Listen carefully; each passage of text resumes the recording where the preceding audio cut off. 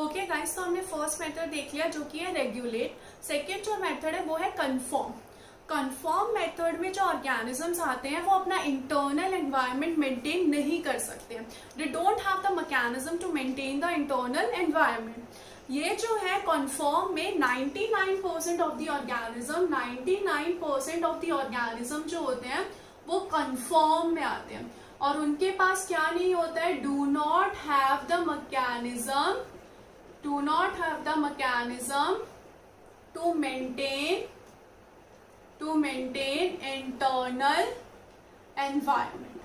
Internal environment वो maintain नहीं कर सकते हैं।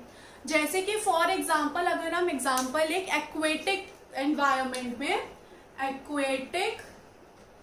एनवायरमेंट में जो ऑर्गेनिज्म रहते हैं वो अपना इंटरनल ऑस्मोटिक कंसंट्रेशन मेंटेन नहीं कर पाते। Not all, maximum of the organisms are not able to maintain the internal environment और इंटरनल ऑस्मोटिक कंसंट्रेशन। जैसे जैसे बाहर की ऑस्मोटिक कंसंट्रेशन चेंज होती जाएगी वैसे वैसे उनकी जो इंटरनल ऑस्मोटिक कंसंट्रेशन है वो चेंज होती जाएगी। फॉर एग्जाम्पल अगर हमने फ्रेश वाटर सी को सी वाटर सी में डाल दिया तो सी में ज्यादा नमक है तो उनकी बॉडी में भी जो ऑस्मोटिक कंसंट्रेशन है वो चेंज होने लग जाएगी और उनकी डेथ हो जाएगी। तो वो क्या नहीं कर सकते, वो ऑस्मोटिक कंसंट्रेशन नहीं मेंटेन कर सकते। फॉर एग्जाम्पल इसमें कौन आ जाता है, सी स्टार। फॉर एग्जाम्पल क्या है, एग्जाम्पल है सी स्टार। तो कौन होते हैं एक्वेटिक और एक्वेटिक एनवायरमेंट में can not maintain internal osmotic concentration. इनकी जो कॉन्सेंट्रेशन है वो कैसे चेंज होती रहती है, एक्सटर्नल ऑस्मोटिक कॉन्सेंट्रेशन के हिसाब से। तो अब क्वेश्चन ये आता है कि अगर समझो कोई स्ट्रेसफुल कंडीशन आ गई, अगर कोई स्ट्रेसफुल कंडीशन आ गई जिस कंडीशन में आइदर जो टेम्परेचर है वो बहुत ज्यादा बढ़ गया या बहुत ज्यादा कम हो गया, या ऑस्मोटिक कंसेंट्रेशन बहुत ज्यादा बढ़ गई या बहुत ज्यादा कम हो गई, तो ऐसे केस में ऑर्गेनिज्म सर्वाइव नहीं कर पाएगा। तो कन्फर्म होने का फायदा क्या हुआ या फिर कन्फर्मर्स होने का फायदा क्या हुआ, इन ऑर्गेनिजम्स को हम क्या बोलेंगे, कन्फर्मर्स। तो कन्फर्मर्स होने का क्या फायदा हुआ, क्यों ये ऑर्गेनिज्म इवॉल्व नहीं हुए, रेगुलेटर्स के जैसे क्यों ये ऑर्गेनिज्म इवॉल्व नहीं हुए। तो इसका जो मेन रीजन है वो होता है कि होम्योस्टेसिस को मेंटेन करने के लिए आपको बहुत ज्यादा एनर्जी की रिक्वायरमेंट होती है। तो होम्योस्टेसिस मेंटेन करना एक एनर्जेटिकली एक्सपेंसिव प्रोसेस है जिसके लिए बहुत ज्यादा एनर्जी चाहिए और बहुत ज्यादा एक्सपेंसिव हो जाता है एक ऑर्गेनिज्म के लिए। तो वो रेगुलेट ही नहीं कर पाता है अपना इंटरनल एनवायरमेंट। क्या हो जाता है, ये वाला जो प्रोसेस है ये क्या है, एनर्जेटिकली एक्सपेंसिव प्रोसेस है। क्या एक्सपेंसिव प्रोसेस है, टू रेगुलेट होम्योस्टेसिस। ठीक है, जैसे कि फॉर एग्जांपल हम ले जो कि बहुत स्मॉल ऑर्गेनिजम्स होते हैं, फॉर एग्जांपल श्रू है। तो ये जो ऑर्गेनिजम्स है ये बहुत ज्यादा स्मॉल होते हैं तो इनकी वजह से क्या होता है, इनका जो सरफेस एरिया है वो ज्यादा होता है as compare to large sized organism. हमेशा याद रखना, जो स्मॉल ऑर्गेनिजम्स होते हैं उनका सरफेस एरिया ज्यादा होता है और जो लार्ज ऑर्गेनिजम्स होते हैं उनका सरफेस एरिया कम। क्या होता है कि जो स्मॉल ऑर्गेनिजम्स हैं उनका क्या होगा, surface area is more, small organisms का। ठीक है, जितना ज्यादा सरफेस होगा उतना ज्यादा हीट लॉस होगा, मोर हीट लॉस। वही जो लार्ज ऑर्गेनिजम्स होते हैं, जो लार्ज साइज्ड ऑर्गेनिजम्स होते हैं उनका जो सरफेस एरिया है, सरफेस एरिया इज लेस। तो उनमें जो हीट लॉस होती है वो भी क्या होती है, लेस होती है, जिसकी वजह से ये जो स्मॉल ऑर्गेनिजम्स हैं ये कोल्ड एनवायरनमेंट में नहीं फाइंड आउट होते हैं। जैसे पोलार रीजन जो हो गया वहां पे जनरली आपको क्या मिलता है, पोलार बियर, जो कि क्या है खुद में ये एक बड़ा ऑर्गेनिज्म है। कहाँ मिलता है ये, पोल रीजन्स में। जो कि स्मॉल ऑर्गेनिजम्स है वो पोलर रीजन में देखने को नहीं मिलेंगे। जैसे कि स्मॉल ऑर्गेनिज्म में क्या, श्रू, हमिंग बर्ड, क्योंकि ये क्या करते हैं, बहुत जल्दी हीट लॉस कर देते हैं, क्योंकि ये कैसे स्मॉलर ऑर्गेनिजम्स और इनका सरफेस एरिया जो है बहुत ज्यादा है।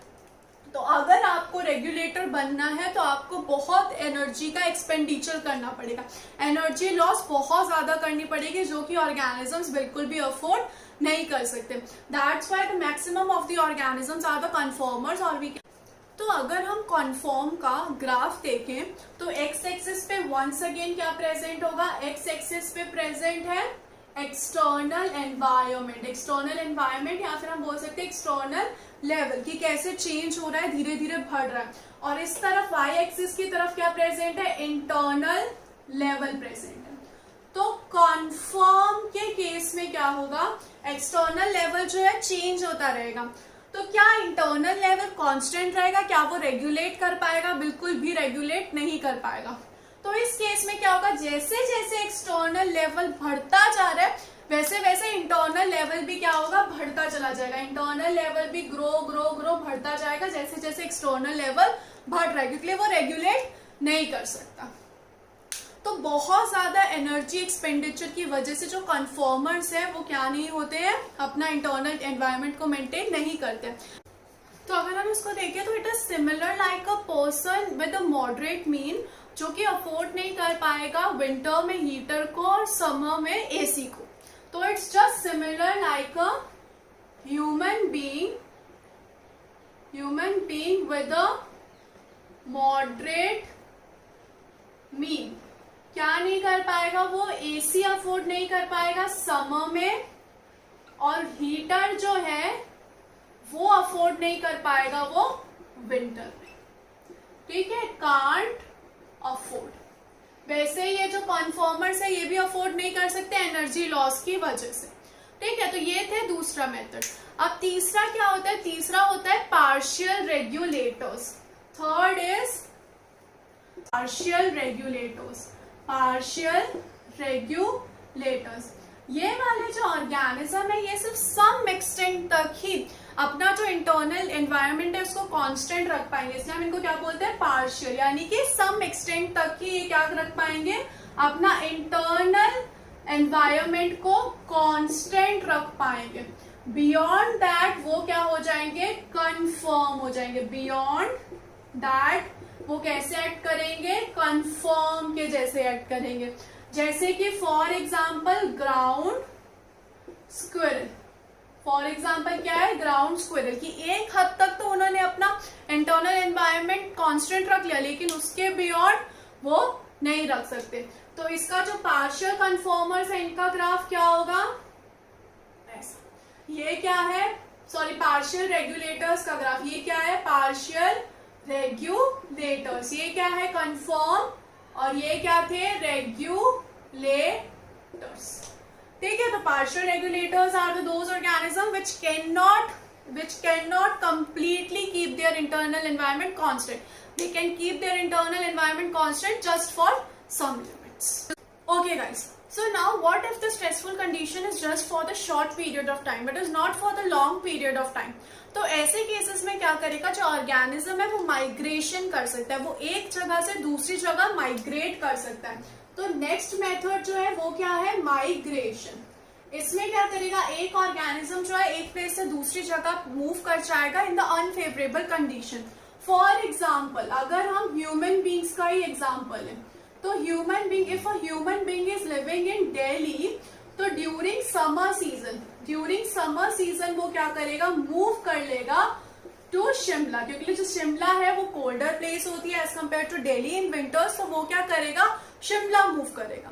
तो माइग्रेशन में क्या होता है, माइग्रेशन क्यों होता है, when the unfavourable condition is only for short duration, जब ये बहुत शॉर्ट ड्यूरेशन के लिए क्या, अनफेवरेबल कंडीशन। तो ऐसे केस में जो ऑर्गेनिज्म है वो माइग्रेट कर लेगा। जैसे कि अगर हम एक और एग्जांपल देखें, तो एक और एग्जांपल होता है साइबेरियन बर्ड्स का, या फिर बर्ड्स फ्रॉम नॉर्थ। नॉर्थ के में जो बर्ड्स होते हैं और जो साइबेरियन बर्ड्स हैं वो मूव करते हैं कहाँ पे, राजस्थान के एक नेशनल पार्क में मूव कर जाते हैं, कहाँ पे, कियोलाडियो नेशनल पार्क में, जो कि कहाँ पे प्रेजेंट है, जो कि प्रेजेंट है भरतपुर राजस्थान में प्रेजेंट है। तो वो क्या करेंगे, यहां से माइग्रेट कर जाएंगे ड्यूरिंग द विंटर सीजन। कौन से सीजन में, विंटर सीजन में। ऐसा क्योंकि विंटर्स में यहाँ पे बहुत ज्यादा ठंड होती है, तो ऑर्गेनिज्म जो है यहाँ पे सरवाइव नहीं कर सकते, तो उससे बेटर वो कहाँ मूव कर जाते हैं, राजस्थान में, जहां पे यहाँ के कंपेरिजन में सर्दियों में काफी कम ठंड होती है। तो ये कौन सा मेथड था, माइग्रेशन की, ऑर्गेनिजम्स क्या कर गया, माइग्रेट कर गया। या फिर नेक्स्ट मेथड क्या होता है, सस्पेंड। सस्पेंड क्या होता है, to stop for some time, to stop for some time. कि मतलब जो ऑर्गेनिज्म है उसने ग्रोथ करना ही स्टॉप कर दिया कुछ टाइम के लिए, ताकि क्या हो सके, वो जो अनफेवरेबल पीरियड है वो गुजर जाए, उसके बाद वो ग्रोथ करे। क्योंकि जो सबसे ज्यादा एनर्जी है वो कब लगेगी, जब आप ग्रोथ करोगे। आपने ग्रोथ करना ही रोक दिया तो आपकी एनर्जी जो है वो कंज्यूम नहीं होगी और वो जो है बॉडी में मेंटेन रह पाएगी। तो ऐसा कौन करता है, ऐसा करते हैं बैक्टीरिया, फंजाई। वो क्या करते हैं इन केसेस में, बैक्टीरिया और फंजाई जो है वो उन फॉर्म करते हैं स्पोर्स। स्पोर्स हम बता चुके हैं, स्पोर्स क्या होते हैं, स्पोर्स रिप्रोडक्टिव स्ट्रक्चर्स होते हैं। तो ये स्पोर्स क्या होते हैं, ये स्पोर्स होते हैं थिक वॉल्ड। थिक वॉल्ड होने का क्या फायदा होता है कि जो बाहर का एनवायरमेंट है, जो एनवायरमेंट है उसका कोई इम्पैक्ट नहीं हो पाएगा इन स्पोर्स के ऊपर due to this thick walled. तो जिसकी वजह से ये जो स्पोर्स है इस टाइम पे सरवाइव करेंगे, और जैसे ही फेवरेबल कंडीशन आएगी, जैसे ही फेवरेबल कंडीशन आएगी, ये स्पोर्स जो है जर्मिनेट कर जाएंगे, जिसकी वजह से क्या होगा, न्यू ऑर्गेनिज्म फेवरेबल कंडीशन में फॉर्म होगा। तो ये हो गया एक अडेप्टेशन सस्पेंड का बैक्टीरिया एंड फंजाई में।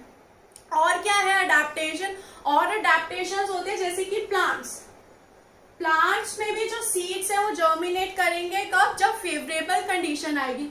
या फिर क्या हो जाता है, सीड जो है डिस्पर्स हो जाते हैं, डिस्पोजल करते हैं, एक जगह से दूसरी जगह मूव कर जाते हैं, और जैसे ही फेवरेबल कंडीशन आएगी वहां पे ये क्या करेंगे, जर्मिनेट करेंगे।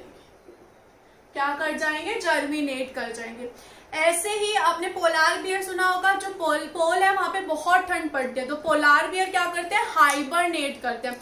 हाइबरनेट मतलब विंटर स्लीप, विंटर स्लीप में चले जाएंगे। जब स्लीप में चले जाएंगे तो एनर्जी ऑब्वियसली बाहर से कंज्यूम नहीं होगी और कंजर्व होगी। कंजर्व होगी तो वो ज्यादा टाइम तक सरवाइव कर पाएंगे। तो पोलार बियर है वो क्या करते हैं, हाइबरनेट करते हैं, हाइबरनेशन करते हैं विंटर में। इसको और क्या बोलते हैं, winter sleep, to prevent the loss of energy, ताकि जो एनर्जी है उसका लॉस कम हो।